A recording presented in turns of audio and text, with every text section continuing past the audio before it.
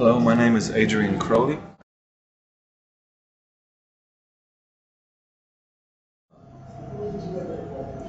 The name was the last thing that happened to the album. One of the songs is called Season of the Sparks, and it's kind of about phases in your life, and it's a positive thing. And I felt it was it had a magical feel to it that matched the record. What I was trying to make, sort of an other world for myself in a way, and something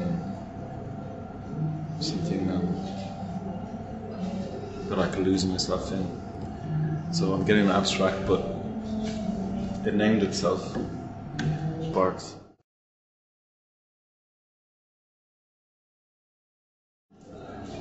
The wishing seat has its own sound. It's got this something happens with the guitar, and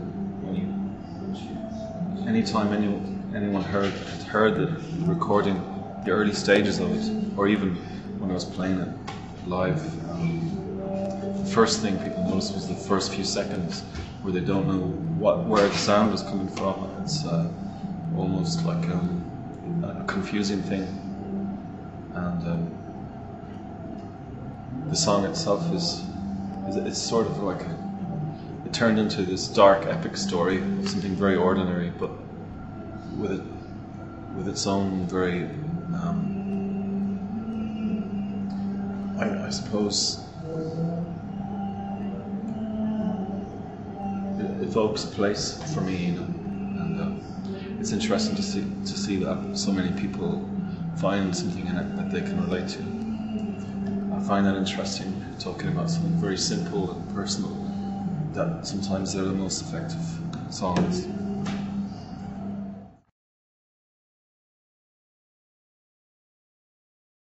For me, all of a sudden there's a song and it's there, and I use this instinct that guides me, and sometimes I write a song and I keep it for a while and I realize that I can't relate to it, and then I throw it away forever. So it's more like, well, you ask me what the inspirations are from, but a lot of the time they're just very internal things or very everyday external things, and I don't really have a favorite.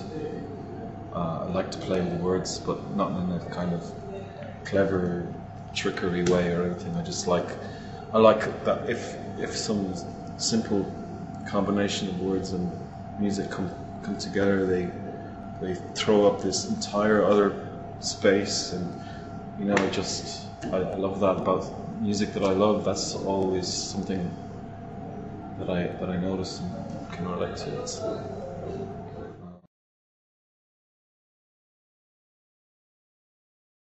James is a really great friend. We met 4 or 5 years ago on a tour in Ireland, and I didn't really know if we were going to get on that well, you know, when we first met, because he's got a very special sense of humour. Don't you, James? Yes, you do. But anyway, he's not here, I'm joking. But we're really close friends, and I suppose we're approaching music in a similar way, and we have this kind of sense of humour. I have a sense of humour, I think, but anyway, we have the same kind of one, and we work really easily together. He kind of pushed me to come out of my shell a bit more, and maybe, you know, try things on stage that I maybe would never have dreamed of doing before, like telling a story or smiling, or you know, telling a joke or something. And it's quite a thing to discover that something like that I've been leaving out for so long. So anyway, we've just recorded an album together of Daniel Johnston songs, and it's great fun. It's mostly home recorded stuff, all home recorded, and sort of toy instruments and recordings in fields and all pushed together, and we sent each other tracks. I sent stuff to Scotland, he sent stuff to Ireland, and we just got it all together in a few weeks.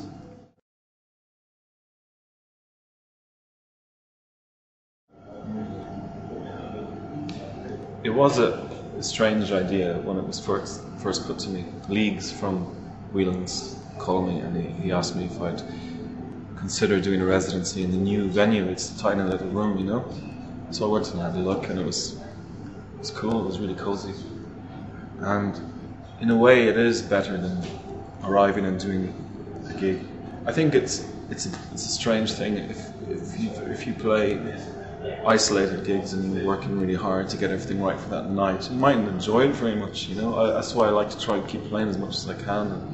But with a residency, it's even different again, because it kind of creates another kind of relaxedness about yourself, and it's kind of, well, the one I did was very informal feeling, but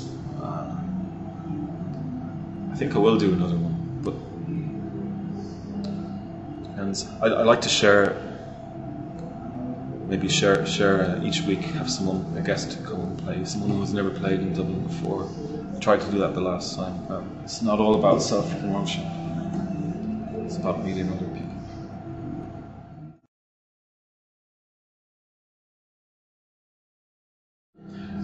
Maybe some people from the Fence Collective, who rarely play outside of their village, and there are a lot of them. And maybe all they need to do is hop on a plane and I could lend them a guitar or whatever.